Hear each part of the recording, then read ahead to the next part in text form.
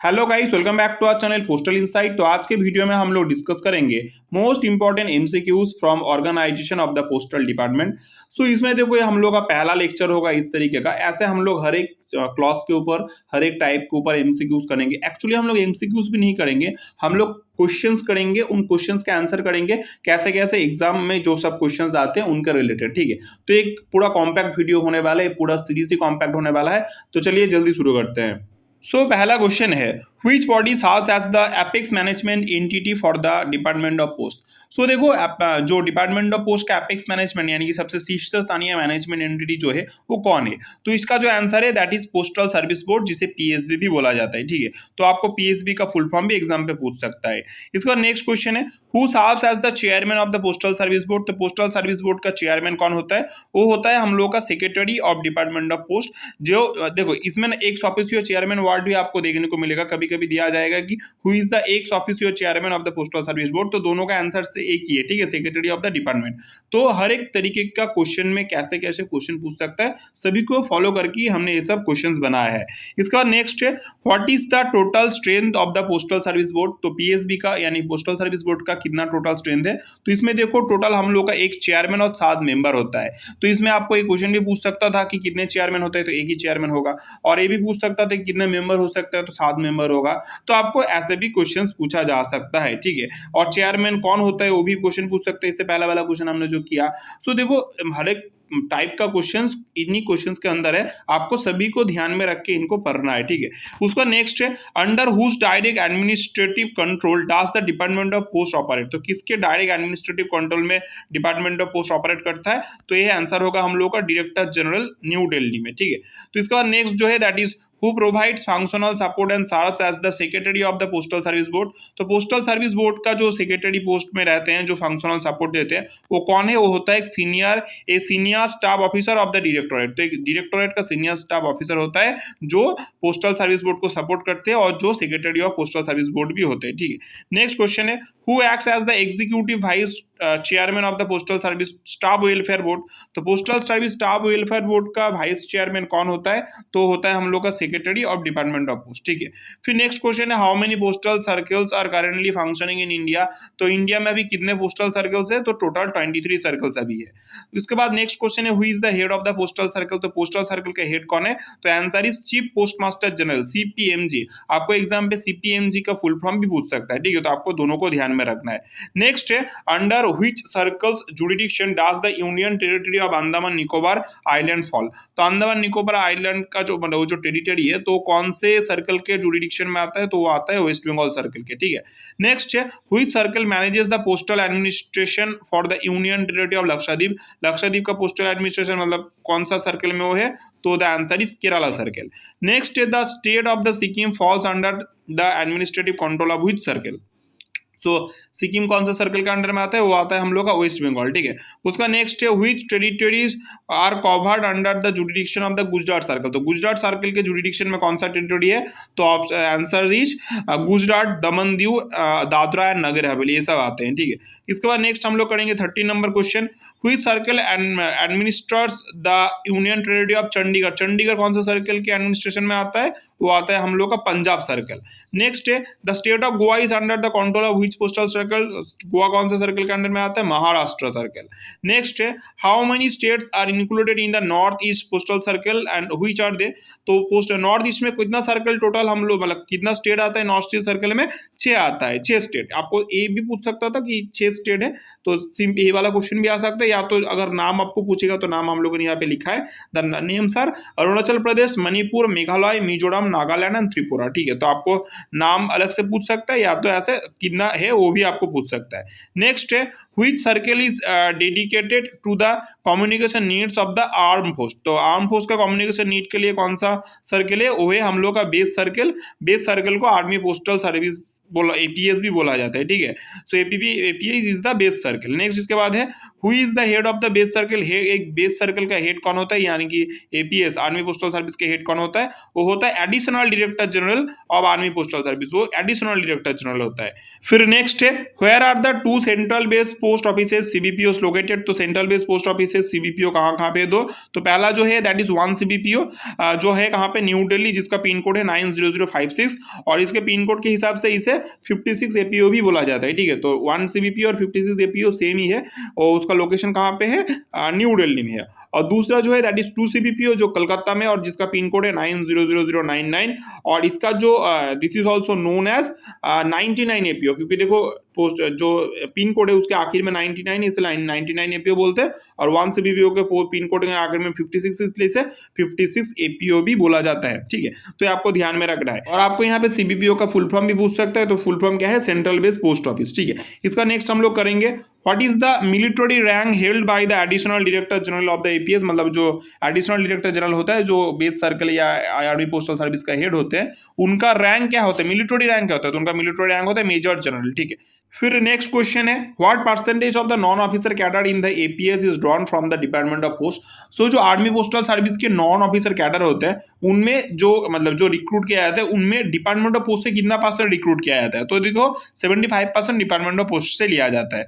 Next है when did the revised designation and responsibilities of postal service board members comes into effect। तो देखो अभी हमें पता है कि पोस्टल सर्विस बोर्ड का पहले 6 मेंबर होता था, अभी वो 7 मेंबर हो गया और जो डेजिग्नेशन उनका था, उनका जो फंक्शन था वो सब भी चेंज किया गया है। तो रिवाइज डेजिग्नेशन एंड रिस्पॉन्सिबिलिटीज कब से लागू हुआ है, वो December 1, 2024 से लागू हुआ है, ठीक है।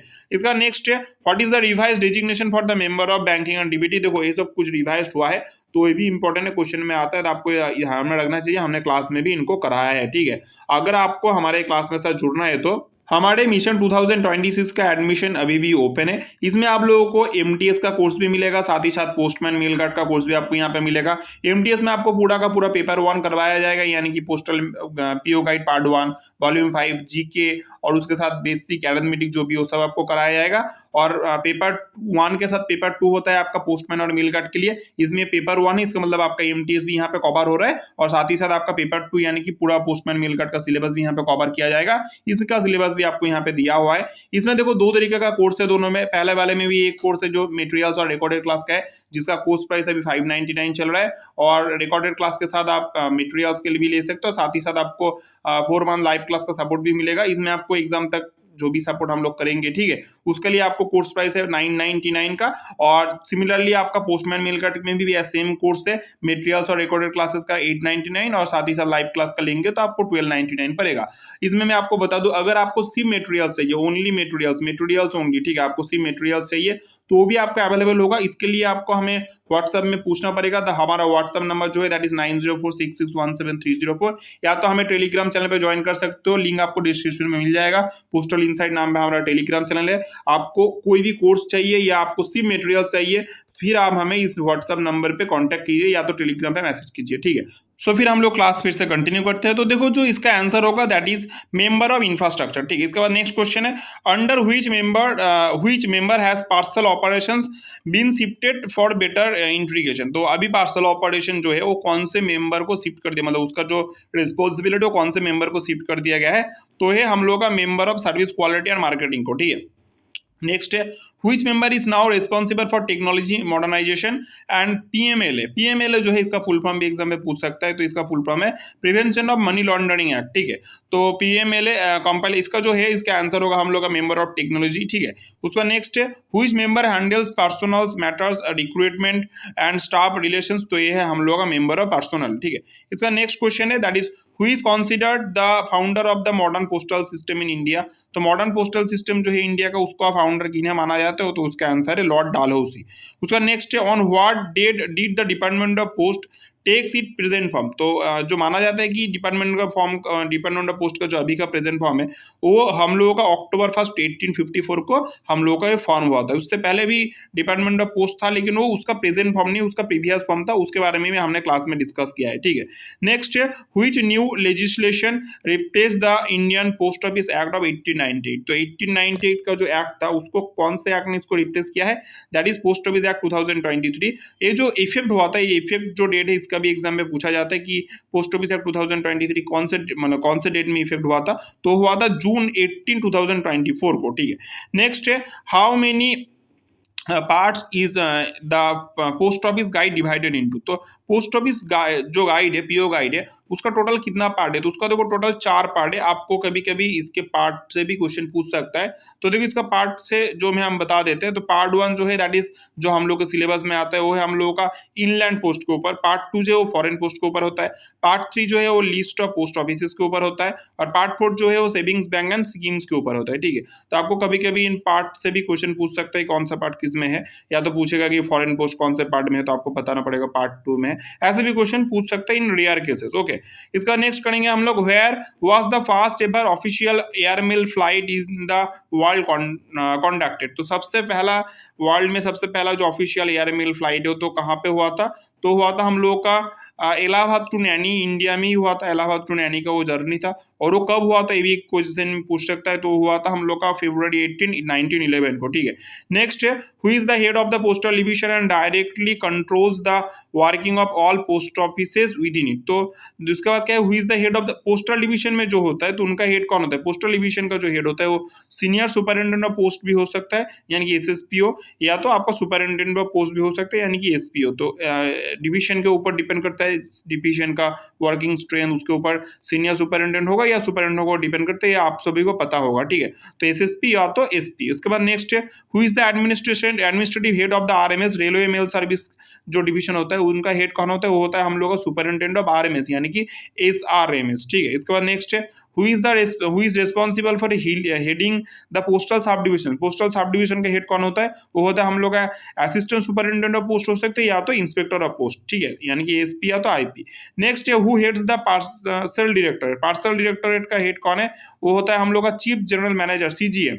Next at present who heads the March units of the postal store depot and circle store depot. हमें पता है कि अभी पोस्टल स्टोर डिपो और सर्कल स्टोर डिपो भी मार्च हो गया है, तो अभी उसका हेड कौन है वो पूछा गया है। तो उसका आंसर है postal service group B officer जो होते हैं उसका हेड होता है, जो सुपरिटेंडेंट होता है, ठीक है, सुपरिटेंडेंट लेवल का।